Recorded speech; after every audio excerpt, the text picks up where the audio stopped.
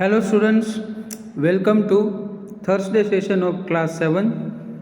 Let us continue information about Narmada project.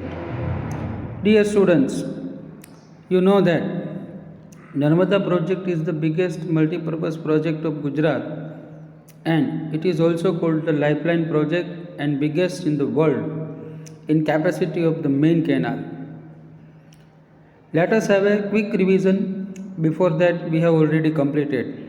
The canal network is approximately 66,000 kilometers, including 8,215 villages, 135 cities of Gujarat provided drinking water through this project. 14 districts, 75 talukas, 3,360 villages getting irrigation facility through this project.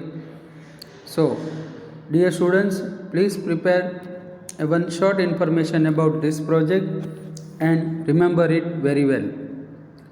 Next, we are moving towards the mineral resources. Biotic and abiotic materials below the surface of the earth transform into the minerals having different chemical components due to intense heat and pressure are called mineral resources. This is the treasure trove of minerals is formed in the core of earth through the natural process lasting for thousands of years. Minerals below the earth are not found in their pure forms. Dear students, we have to understand that it comes in impure forms. They are not found in the pure forms. There are many impurities lying in it.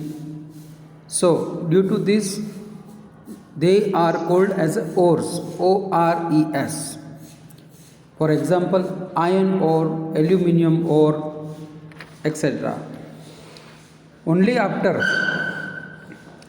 refining the ore, we get minerals in their pure form. These minerals are the foundation of the economic and might prosper a country. Let us talk into the three types of minerals. First of all, metallic mineral, raw iron, copper, gold, zinc, tin, nickel, mercury, platinum, etc.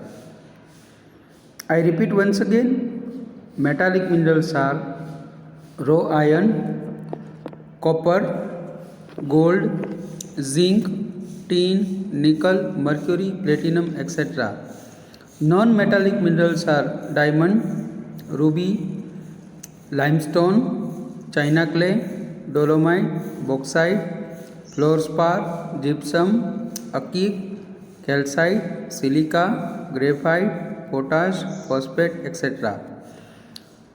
Coal, natural gas, mineral oil, uranium, thorium, radium, etc. are called power generating minerals, which generate the powers.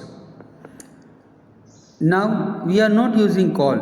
Now it is a turn for the CNG. So natural gas, mineral oil, uranium and thorium we are using. Let us have a state-wise analysis of the minerals. This is very important information for general knowledge also. So dear students, please remember this all points.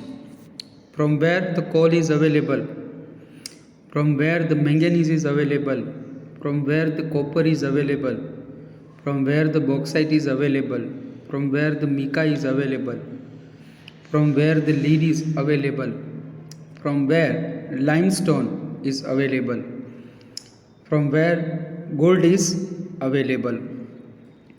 Mineral oil and natural gas also available in our Gujarat state. Thorium is available from Rajasthan and Jharkhand state. Let us see.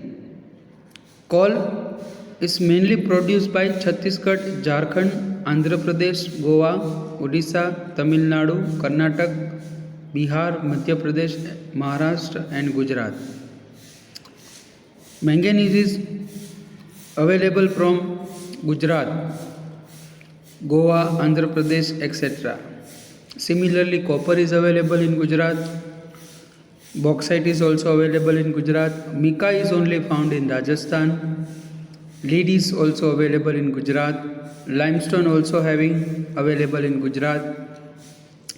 Gold is very precious metal, is available in Karnataka and Andhra Pradesh. Next, we shall continue our session from our next new points, uses of minerals in terms of that. Till then, I request you all of you to read it well properly. Thank you.